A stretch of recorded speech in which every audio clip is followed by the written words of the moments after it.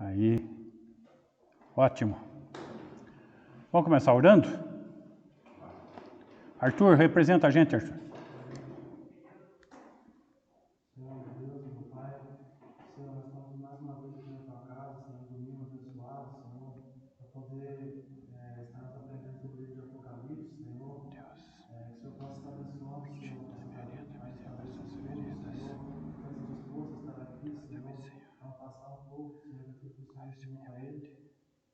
Senhor, que o Senhor possa nos dar sabedoria, Senhor, para estar aprendendo, Senhor, abrindo nosso entendimento, nosso coração, que além de aprendermos, nós possamos praticar a Tua palavra, Senhor.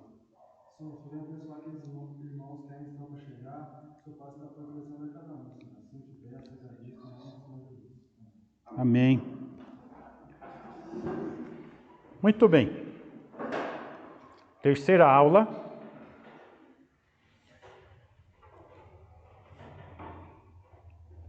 Vamos começar a dar um pouco mais de pano de fundo nisso. Apocalipse, qual que é a intenção do livro? Qual o alvo? É revelar eventos futuros. Com que propósito? Trazer consolo e ânimo para aqueles que leem e ouvem a palavra. Então, qual o alvo? Consolo, ânimo, tá ok? Esse é o alvo. O livro Apocalipse, nós vamos estar estudando, vocês vão ver que ele é rico em símbolos. E o simbolismo do Apocalipse, ele está enraizado no Antigo Testamento. Então, é necessário conhecermos o sentido de cada símbolo no Antigo Testamento. Ou seja, o Antigo Testamento é o guia do intérprete, é a fonte primária dos significados dos símbolos. Ou seja, Apocalipse é a narração simbólica da história futura, literal, apresentando o triunfo definitivo de Cristo na era escatológica. Então, ele vai descrevendo toda a ação até chegar no reino. E o que isso tem a ver com a época em que foi escrito? O que isso tem a ver com as pessoas daquele tempo?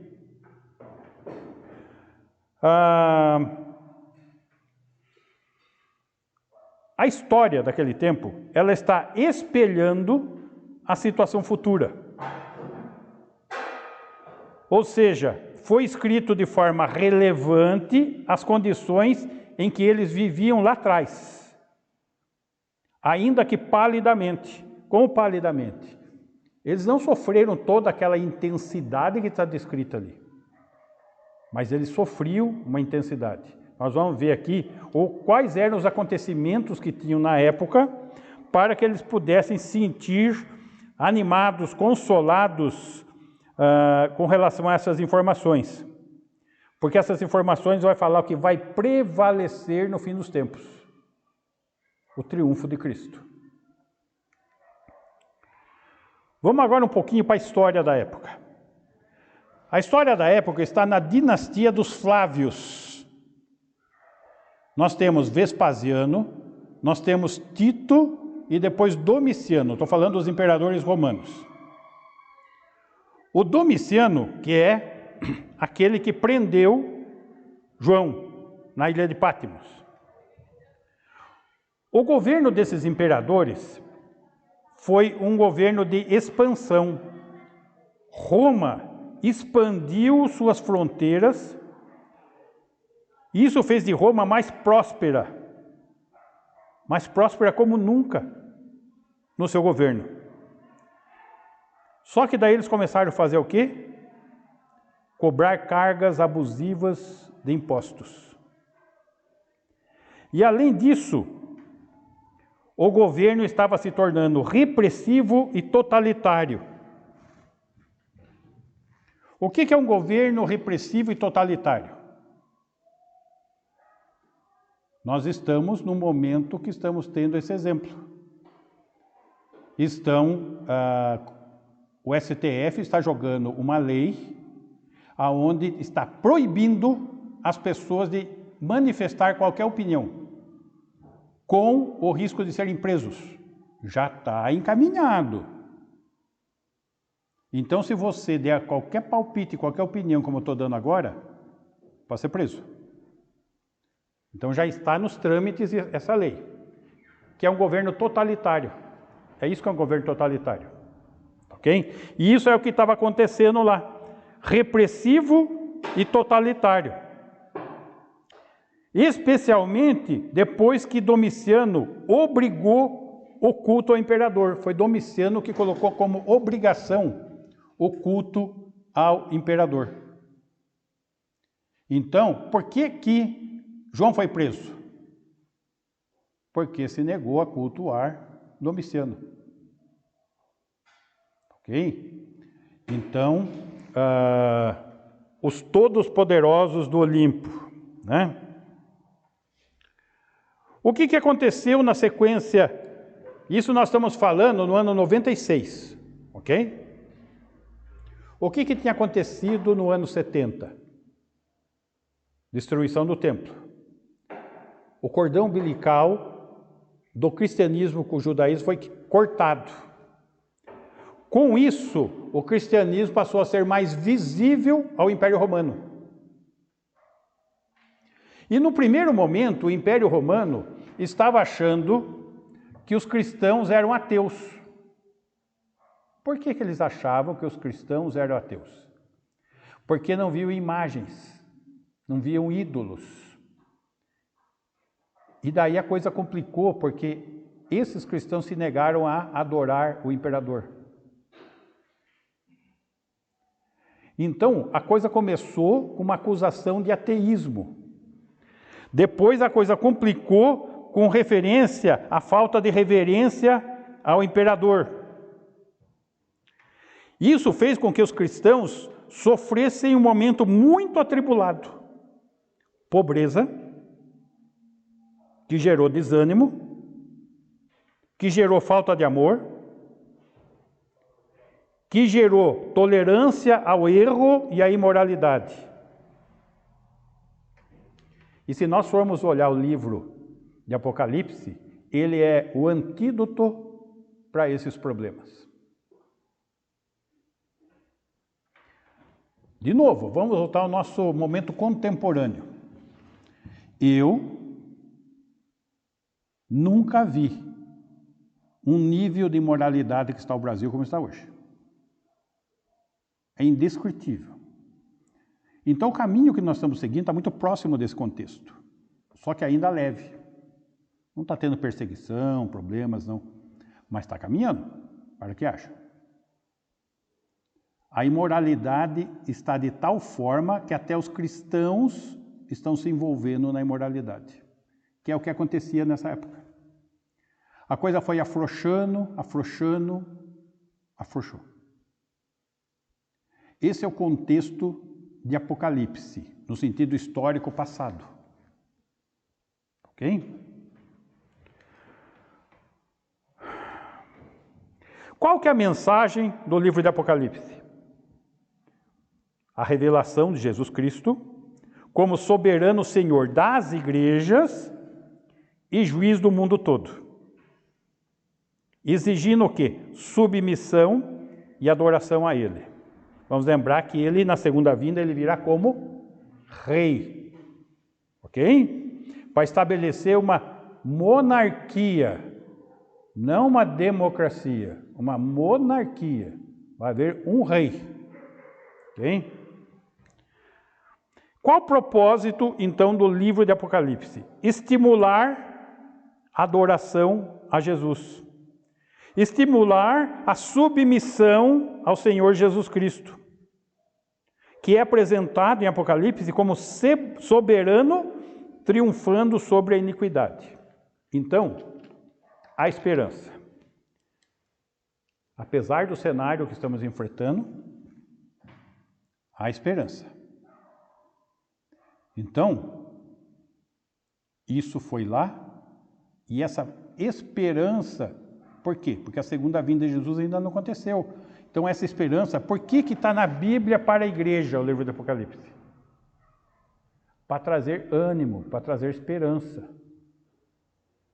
Ok? Porque a gente vai ver um cenário conturbado.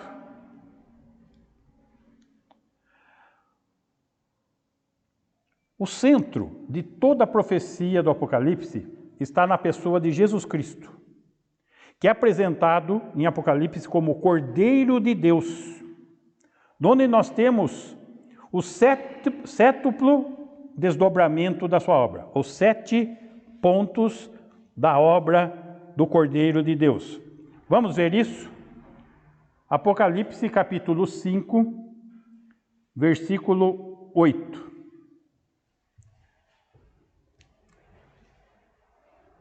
5:8. E quando tomou o livro, então, capítulo 5, essa narrativa, vamos exercitar agora vocês. Em que lugar está? Na terra ou no céu? No céu. Então, quem está sentado no trono? O Pai, com o rolo dos selos na mão. E ninguém poderia chegar nem perto, nem tocar no rolo. E Jesus chega e tomou o livro. Tomou o livro, os 4 seres viventes e os 24 anciãos prostraram-se diante do Cordeiro, tendo cada um deles uma harpa e taças de ouro cheias de incenso, que são as orações dos santos. Então, aqui nós visualizamos Jesus tomando os selos, tá? Agora, os 24 anciãos, que é a igreja, o que houve? Prostraram-se diante de quem? Do Cordeiro. O Cordeiro. Então Jesus é apresentado no Apocalipse como Cordeiro. E aqui ele está apresentando que aspecto? O sangue do Cordeiro. Versículo 9. E entoava um novo cântico dizendo: digno és de tomar o livro, de abrir os selos, porque fostes morto e com teu sangue, olha o sangue aqui, compraste para Deus os que procedem de toda tribo, língua, povo e nação. Por que é de toda tribo, língua, povo e nação? Não está falando da igreja? Não é a igreja que está no céu? A igreja é formada de que pessoas? E o que é um gentio? De toda a tribo, língua, povo e nação. A igreja. Só esse termo que está sendo usado aqui no final desse versículo já identifica a igreja no céu. Ok? Então, aqui nós temos a primeira obra do sangue do Cordeiro. Capítulo 7, versículo 14.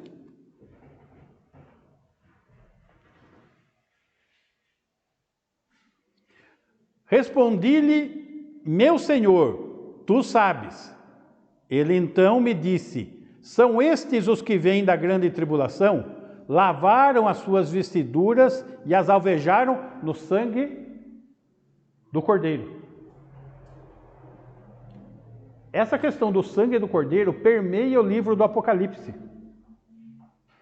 É de suma importância nós enxergarmos a questão do sangue do Cordeiro no livro do Apocalipse. Tá? Então a salvação se dá como? Como que você foi salvo? Comprado pelo sangue do Cordeiro. Como que vai ser a salvação lá? Pelo sangue do Cordeiro. Ok? Capítulo 12, verso 11.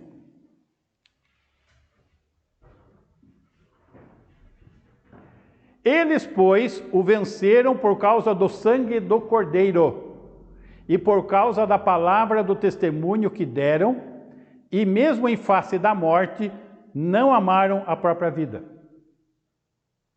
Está falando da perseguição do povo de Deus e Como que está se dando vitória? Pelo sangue do Cordeiro. Então, eu quero que vocês enxerguem essa questão. O ponto central do Apocalipse é Jesus, que é apresentado como Cordeiro de Deus no Apocalipse. Tá bem? Então, esse é o ponto 1. Ponto 2. Os apóstolos do Cordeiro, capítulo 21, versículo 14. 21, 14. Aqui está falando da Nova Jerusalém, lá nos céus, depois que esse mundo acabou, e a Nova Jerusalém celestial. A muralha da cidade tinha 12 fundamentos, e estavam sobre estes os 12 nomes dos 12 apóstolos do Cordeiro.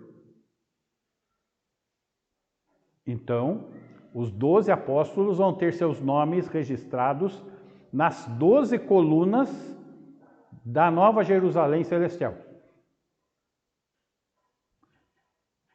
Que são apóstolos de quem? Do Cordeiro. Veja só, Jesus é apresentado como Cordeiro no Apocalipse. Mas são os 12 apóstolos. 12 apóstolos. Aqueles 12. Os 12. Exatamente. Porque a igreja vai estar lá, na Nova Jerusalém. O livro da vida, onde está registrado o nome dos salvos, Apocalipse 13, 8.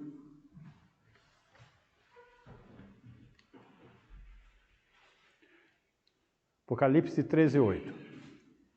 E adorá-la-ão todos os que habitam sobre a terra. Adorar quem? A besta, o anticristo. Aqueles cujos nomes não foram escritos no livro da vida do Cordeiro, porque estão adorando a besta, que foi morto desde a fundação do mundo. Ué, não foi no ano 30? No ano 0 ali? No ano 30? Não, aqui está falando que é desde a fundação do mundo. Por que desde a fundação do mundo? Deus não é eterno? A crucificação foi um acontecimento que pegaram ele de surpresa, prenderam ele e crucificaram, e ele perdeu o domínio da situação. Não, era plano dele ser o Cordeiro de Deus que tira o pecado do mundo. Derramar o sangue para salvar o pecador. Isso estava planejado antes da fundação do mundo. Deus não é pego de surpresa a hora nenhuma. Ele é soberano, ele tem controle de tudo. Tanto que nós somos escolhidos desde antes da fundação do mundo. Nós, hoje, fomos escolhidos antes da fundação do mundo. Está em Efésios capítulo 1. Então, aqui nós temos então o livro da vida do Cordeiro, capítulo 21, versículo 27, ainda sobre o livro da vida.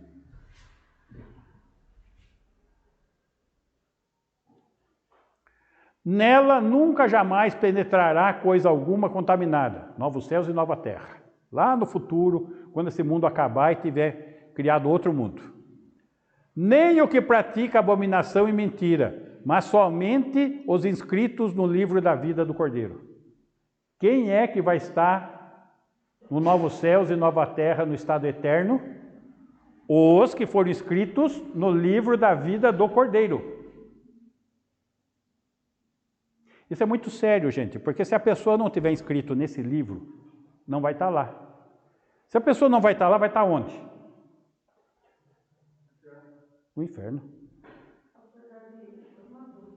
Então, quantas pessoas assim, né, que eu escutei coisas assim, mas se você ser salvo, seu nome tem que ser escrito lá no livro da vida, é isso? Ele está lá. Só que eu não sei e você não sabe. E nós não temos acesso a esse livro. Então, como que funciona? Nós temos que ser tocados pela palavra de Deus. As ovelhas ouvem a voz do bom pastor. Então, quando nós cremos, nós estamos confirmando que o nosso nome está inscrito. Você está entendendo? Só que nós não sabemos. A confirmação disso é quando cremos. Aí está confirmado. Ok? E o Espírito de Deus testifica com o nosso espírito que somos filhos de Deus. Tá bem? Então, aqui o estado eterno. Vamos lá. Sobre a noiva. Quem que é a noiva do Cordeiro? A igreja. Capítulo 21, versículo 9.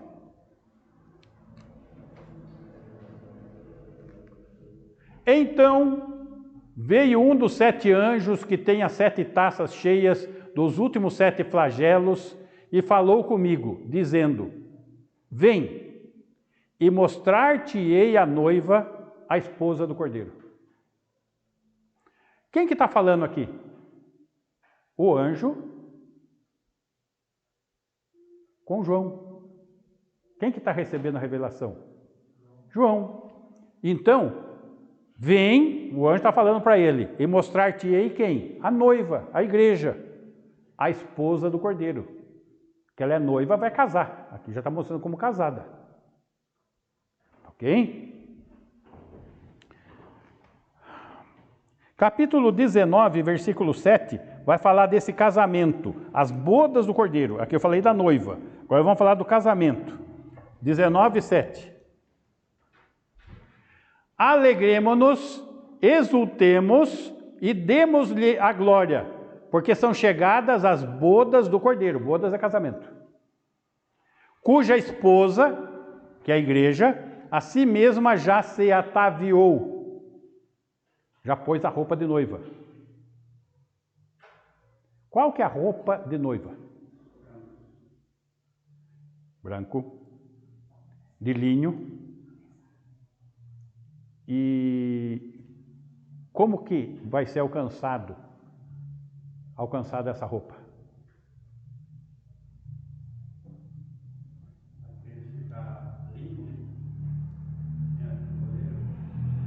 Vamos lá no texto, põe no 8.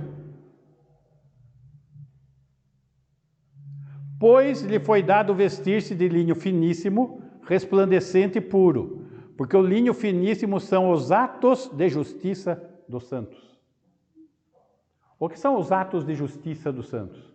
Como nós vivemos aqui, se vivemos para a glória de Deus ou não. O que vai determinar o galardão, tá? Que são os atos de justiça. Vamos entender um pouquinho desse aspecto. O casamento que é falado aqui, ele está dentro do contexto de que povo? Os judeus. O casamento dos judeus é igual ao nosso casamento aqui, no Brasil? Não. Como que é o casamento lá? Uma família com outra família vem e faz um contrato de casamento entre o rapaz e a moça. Uma vez feito o contrato, o rapaz vai começar a mandar recursos para a noiva comprar o enxoval para ele. Só que no casamento judaico, a pessoa principal não é a noiva, é o noivo.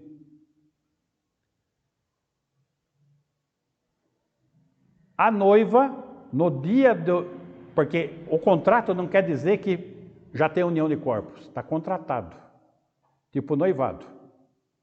Mas só vai se unir no corpo depois das bodas, que às vezes demora anos, porque tem que montar o enxoval, deixar tudo pronto. Você está entendendo? Então, o enxoval é montado com o quê? Com o recurso do noivo. Só que o noivo, quando chega no dia do casamento, ele vai verificar o quê? O enxoval que a noiva comprou para ele. E vai analisar as peças do enxoval. Se ele não gostar de alguma peça, ele tira fora. Porque ele é a pessoa principal, não é a noiva. E como se dá o encontro para as bodas? A noiva sai da casa do pai dela e ele sai da casa do pai dele, se encontram no meio do caminho. E daí eles voltam para a casa do pai dele, onde se dá as bodas, o casamento. Percebam, se a noiva é a igreja e Jesus é o noivo, qual o recurso que ele nos manda para comprar enxoval? Os dons. Porque são com os dons que a gente vai produzir o enxoval. E quando chega no dia do casamento, como que se encontra? Nos ares, na metade do caminho. Nós saímos da casa dos nossos pais, encontramos com ele nas nuvens, vindo da casa do pai dele. E daí nós voltamos para a casa do pai dele. É exatamente o casamento judaico. As bodas se dão, e depois dessas bodas, desse casamento, o noivo vem com a noiva para a casa dos amigos da noiva, que é a segunda vinda na terra. Então, nós temos que olhar o casamento judaico para entender o que está acontecendo. Ok? Muito bem. Vamos seguir mais um pouquinho. O trono do Cordeiro. Apocalipse 22, 3.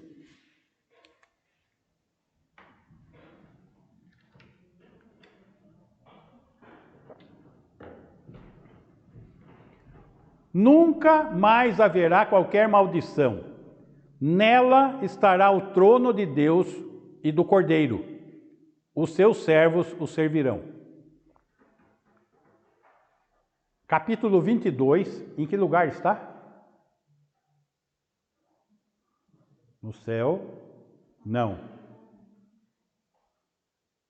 Novos céus, nova terra. Tá? Então, em novos céus, nova terra. Já passou tudo. Vocês estão percebendo que o trono do Cordeiro vai estar onde? Lá, no estado eterno. Agora eu vou fazer uma pergunta doutrinária para vocês. Os amilenistas, que não creem nisso que nós cremos, eles falam que Jesus hoje está à destra de Deus, sentado no trono de Davi. O trono de Davi é no céu? Estão percebendo? Eles pegam as promessas e alegorizam a promessa e tira os aspectos que estão prometidos. O que está prometido? Jesus, o filho de Davi, sentar no trono de Davi em Jerusalém. Esse trono que está falando aí não está na condição que os amilenistas falam.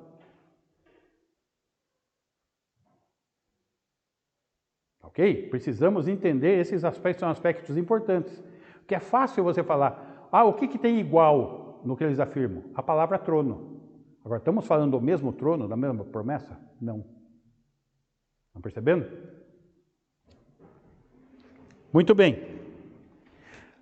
Apocalipse 6,16 vai falar do quê? Da ira do Cordeiro. E disseram aos montes e aos rochedos: cai sobre nós, e escondei-nos da face daquele que se assenta no trono e da ira do Cordeiro. Quem que está sofrendo a ira do Cordeiro em Apocalipse capítulo 6? Apocalipse capítulo 6, ele está no céu ou está na terra? Na terra. Quem são essas pessoas então? Os que ficaram na tribulação. E eles estão mostrando a sua rebeldia. Eles estão pedindo para os montes e aos rochedos para cair sobre eles. Eles preferem morrer do que se arrepender e se dobrar ao Senhor. Isso é o homem pecador. É rebelião. Pura rebelião. Ok? Muito bem. Então aqui nós pudemos ver os aspectos do Cordeiro de Deus no Apocalipse. Jesus é apresentado como Cordeiro de Deus no Apocalipse. E aqui está manifestando aspectos da sua obra. Observa só. O sangue do Cordeiro que salva, os apóstolos, que são a coluna da igreja, o livro da vida, que é onde é registrado os salvos, a noiva, que é a igreja, as bodas, que é o casamento da noiva, o trono do Cordeiro, que é o reino, e a manifestação da sua ira. Ou seja, notem, nós estamos falando da obra escatológica de Jesus, o Cordeiro de Deus. Ok? Então, hoje nós tivemos esse aspecto da visão. Vamos caminhar mais um pouquinho. Capítulo 1, versículo 1.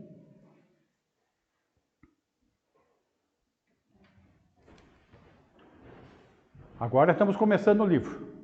Até agora nós preparamos todo o contexto. Revelação de Jesus Cristo, que Deus lhe deu para mostrar aos seus servos as coisas que em breve devem acontecer, e que ele, enviando por intermédio do seu anjo, notificou ao seu servo João. 2. O qual atestou a palavra de Deus e o testemunho de Jesus Cristo quanto a tudo o que viu. 3. Bem-aventurados aqueles que leem e aqueles que ouvem as palavras da profecia e guardam as coisas nela escritas, pois o tempo está próximo. Volta no Juninho, por favor. Primeira coisa que nós temos que entender: a natureza divina da revelação de Cristo. A revelação de Cristo em Apocalipse tem uma natureza divina, é de Deus. E isso se mostra no quê? Na sua origem. Qual é a origem? Olha o versículo 1. Revelação de Jesus Cristo em Apocalipse, que Deus, o Pai, lhe deu para mostrar a seus servos as coisas que em breve devem acontecer. Opa, observe, o Pai revelou para Jesus. E Jesus manda o seu anjo até João revelar para João. Estão vendo a sequência? O que esse texto está mostrando? Está mostrando a sua origem, que é divina. Ou seja, no desdobrar do último capítulo da humanidade, foi dado a Cristo pelo próprio Pai a revelação. Por que o Pai teve que dar para o Filho a revelação? Qual que é a base da nossa pesquisa sempre? Antigo Testamento. Então, qual que é a base disso? Antigo Testamento. Então, vamos lá. Isaías, capítulo 46, versículo 9. Isaías 46, 9.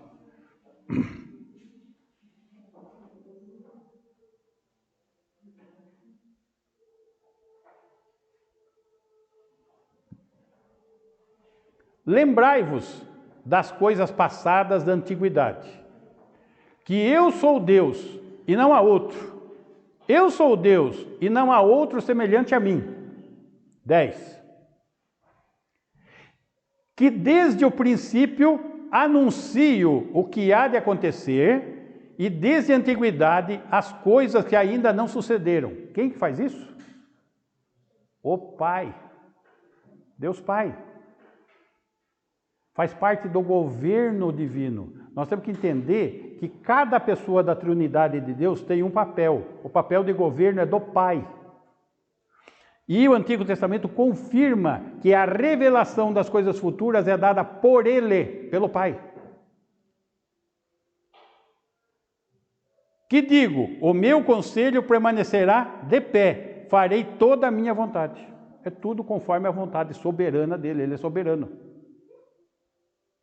Então, para nós compreendermos o Apocalipse, temos que compreender os acontecimentos.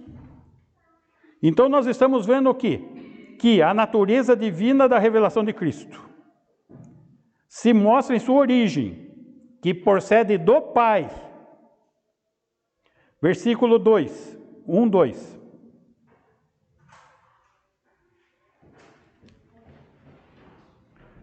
Apocalipse 1, 2.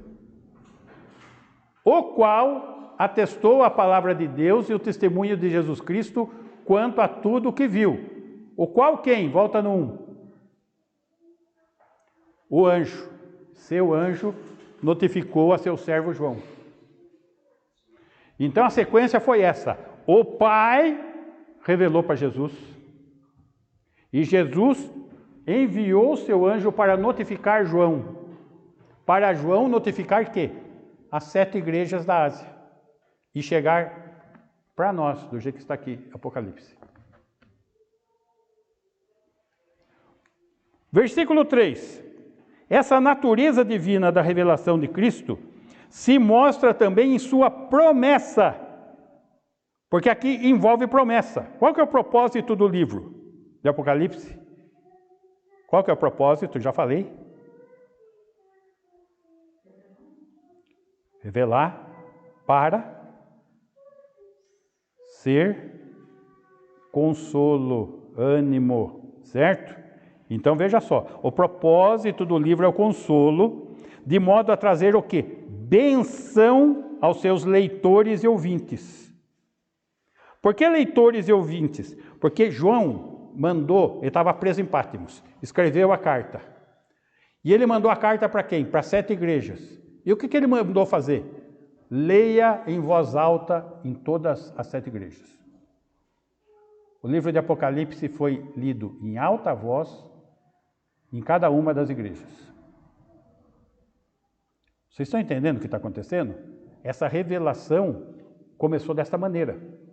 Ok? Então, esse acontecimento das promessas, ele lia em alta voz nas 7 igrejas e hoje está aqui. Chegou até nós. Assim, ultrapassando a proximidade profética daqueles dias. Que proximidade profética? Quando João revelou aquelas coisas, tinha uma proximidade profética para aquele momento? Tinha. Mas era uma proximidade profética que espelhava parcialmente os acontecimentos.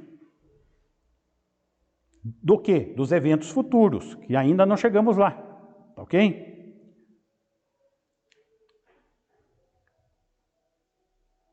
A Bíblia, e especialmente em Apocalipse, o número 7 é repetido várias vezes. São o que? 7 igrejas. São 7 espíritos. São 7 ações do Cordeiro. São 7 bem-aventuranças registradas em Apocalipse. A primeira é essa. Capítulo 1, versículo 3. Bem-aventurados aqueles que leem e aqueles que ouvem as palavras da profecia e guardam as coisas nela escritas, pois o tempo está próximo. Primeira promessa, primeira bem-aventurança, está aqui. Tem mais 6 nesse livro. Vamos ver quais são essas promessas? Capítulo 14, versículo 13.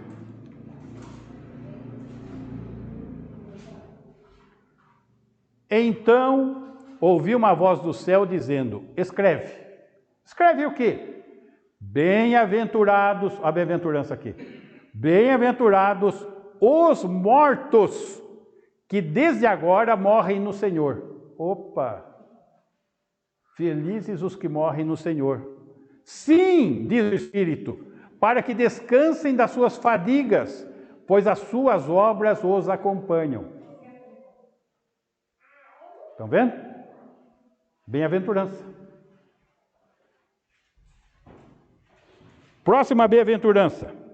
Capítulo 16, versículo 15.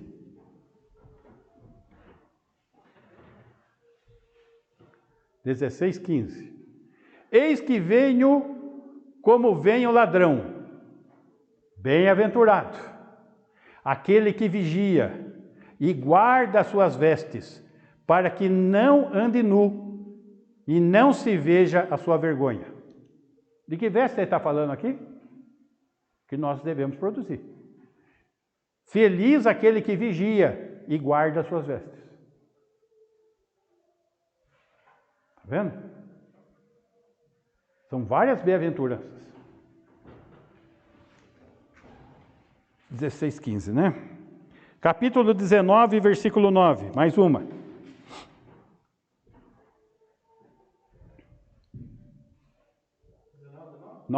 19, 9. Então me falou o anjo, escreve, bem-aventurados aqueles que são chamados à ceia das bodas do Cordeiro. E acrescentou, são estas as verdadeiras palavras de Deus. Quem é que vai participar da ceia das bodas do Cordeiro? A noiva, capítulo 19, está falando da noiva. Exatamente, a igreja. Uma bem-aventurança ligada a nós. Capítulo 20, versículo 6.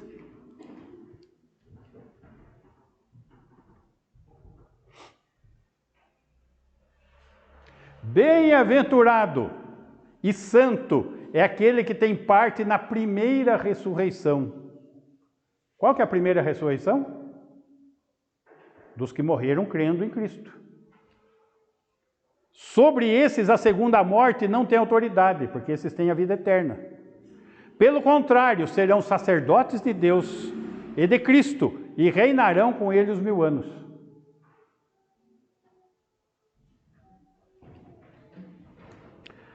Capítulo 22, versículo 7. 7. Eis que venho sem demora. Bem-aventurado aquele que guarda as palavras da profecia deste livro. Gente, nós estamos estudando que livro? Esse, que tem o que? Uma promessa. Feliz aquele que guarda as palavras desta profecia, do Apocalipse.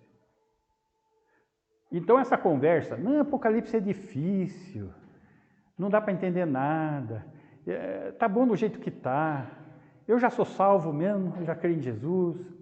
Gente, isso é um pensamento pobre, que não valoriza a obra de Cristo e toda a conquista que ele tem. Tá?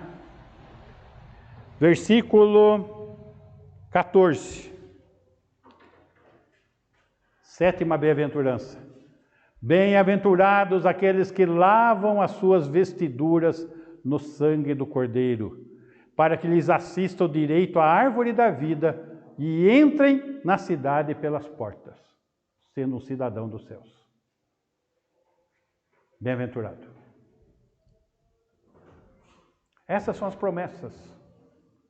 As bem-aventuranças, são 7. 7, ele comunica perfeição, inteireza. Ok? Muito bem. Versículo 4. 1:4. Cristo em relação ao programa divino de redenção. Cristo se relaciona com o Pai e o Espírito Santo. O Filho, o Pai e o Espírito Santo. O Deus triuno. 1:4. João, às 7 igrejas que se encontram na Ásia, graça e paz a vós outros. Da parte daquele que é, que era e que há de vir. Da parte dos 7 espíritos que se acham diante do seu trono. Interessante. Aqui está colocando 2 pessoas. Aquele que é, que era, que há de vir. E os 7 espíritos. Aquele que é, que era, que há de vir, faz uma referência ao Pai, que dá o verdadeiro significado do seu nome, Yahweh. Como sei que é o Pai? Próximo versículo. 5. E da parte de Jesus Cristo. Bom, se Jesus Cristo está aqui no 5, é porque lá no 4 está falando do Pai, não está falando de Jesus. Volta lá no 4. Então, da parte daquele que é, que era e que há de vir, é o Pai.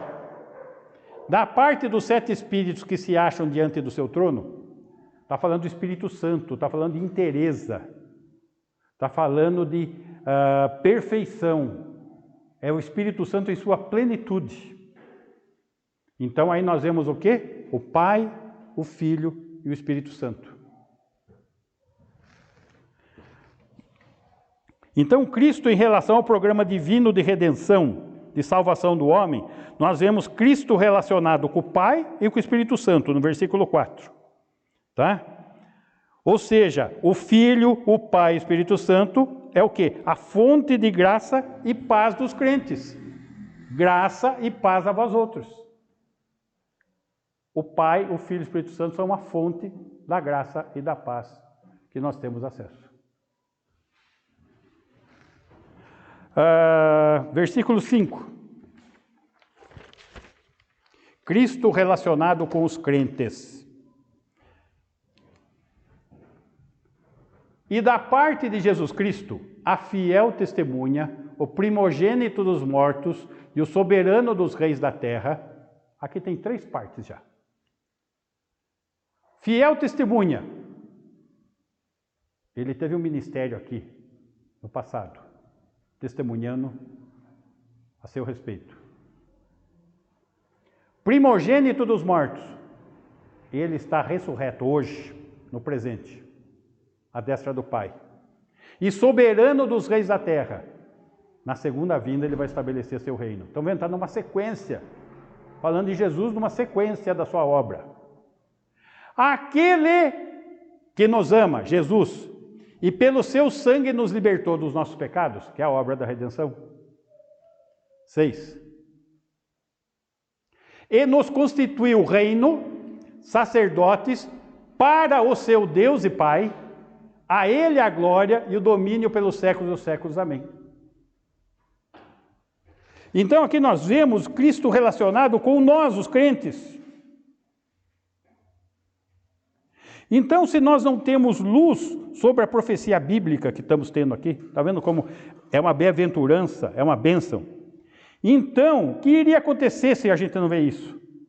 Nós vemos somente um grande caos, um mundo perdido, pessoas perdidas, que esperança pode ter isso, e astúcias do inimigo que nos cercam, se você não ver o triunfo final. Por isso as profecias são importantes, você vai enxergar o triunfo final. Certo? E nessa obra de Cristo, que já nos purificou e já nos redimiu, do quê? Da culpa do pecado, pelo seu sangue. A salvação judicial. Fomos salvos da condenação do pecado. Fomos salvos do quê? Do poder do pecado. Porque ele promete que o pecado não terá mais domínio sobre nós. Nós, os crentes, nós temos arbítrio. Pecamos se quiser. E o que não aconteceu ainda? Livres da presença do pecado em nós. Ainda somos pecadores. Isso só na presença dele. Essa é a obra da redenção, que está sendo citada aqui. Vocês estão vendo a abrangência, em poucos versículos, a riqueza de tudo isso? Cristo relacionado com a segunda vinda, versículo 7.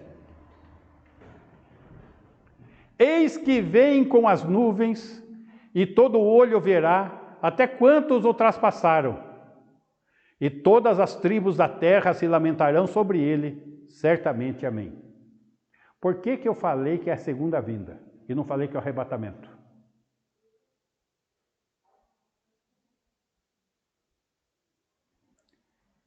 Eis que vem com as nuvens, e todo olho verá.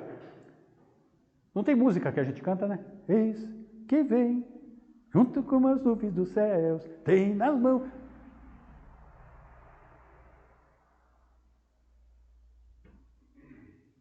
É uma confusão de segunda vinda e arrebatamento. E aqui eu estou afirmando, é segunda vinda, não arrebatamento. Baseado no quê? Daniel, capítulo 7, versículo 13. Lembra que eu falei que o Antigo Testamento é a base de tudo? Vamos lá. Daniel 7, 13. Eu estava olhando nas minhas visões da noite, e eis que vinha com as nuvens do céu, um como filho do homem, e dirigiu-se ao ancião de dias, e o fizeram chegar até ele. Opa! Daniel, um cidadão judeu, que tem promessas para Israel, está vendo o quê? Eis que vem alguém junto às nuvens dos céus. Versículo 14. Foi-lhe dado domínio e glória e o reino para que os povos, nações e homens de todas as línguas o servissem. O seu domínio é domínio eterno, que não passará, e o seu reino jamais será destruído. Segunda vinda, estabelecimento do reino. O texto de Apocalipse não pode estar falando do arrebatamento. Ele está falando da segunda vinda, do reino. Tá? Tem mais um, porque o texto não se limita a isso. Zacarias 12, 9.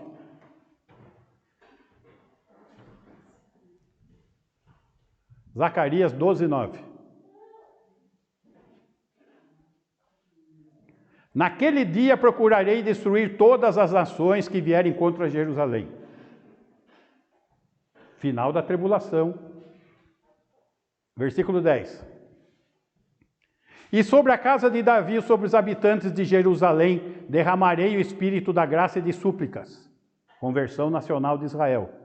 Olharão para aquele a quem traspassaram. Opa, não está lá no texto do Apocalipse? Aqueles que traspassaram?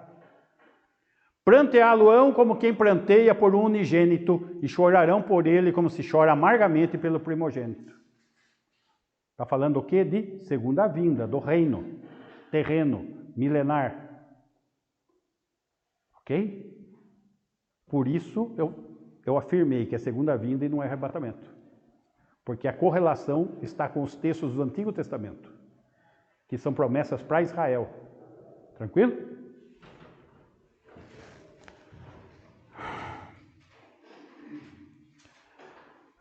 Versículo 8. Cristo relacionado com a divindade. Apocalipse 1, 8. Eu sou o Alfa e o Ômega, diz o Senhor Deus, aquele que é, que era e que há de vir, o Todo-Poderoso. Interessante que aqui está falando que aquele que é, que era e que há de vir é Jesus. E no outro é o Pai. Mas Jesus não falou que eu e o Pai somos um? Estão percebendo? O que é alfa?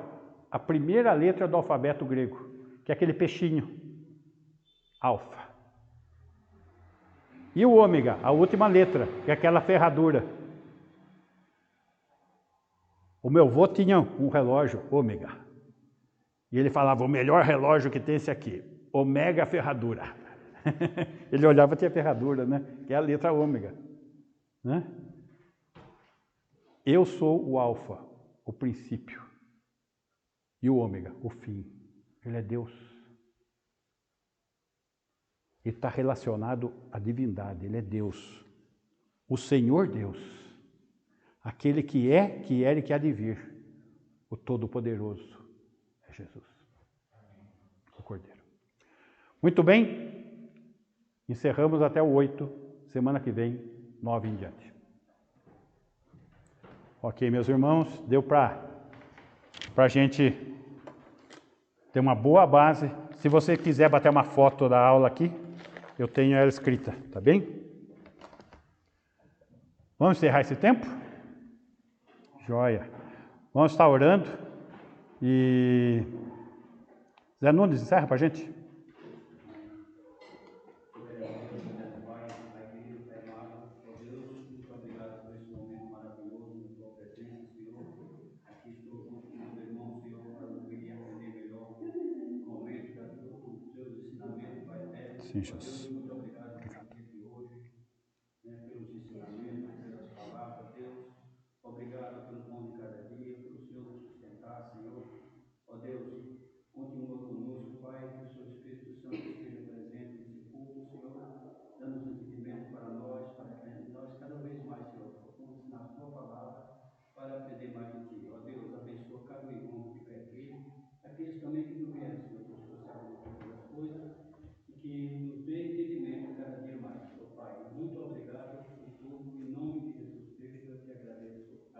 Amém, Senhor. Amém.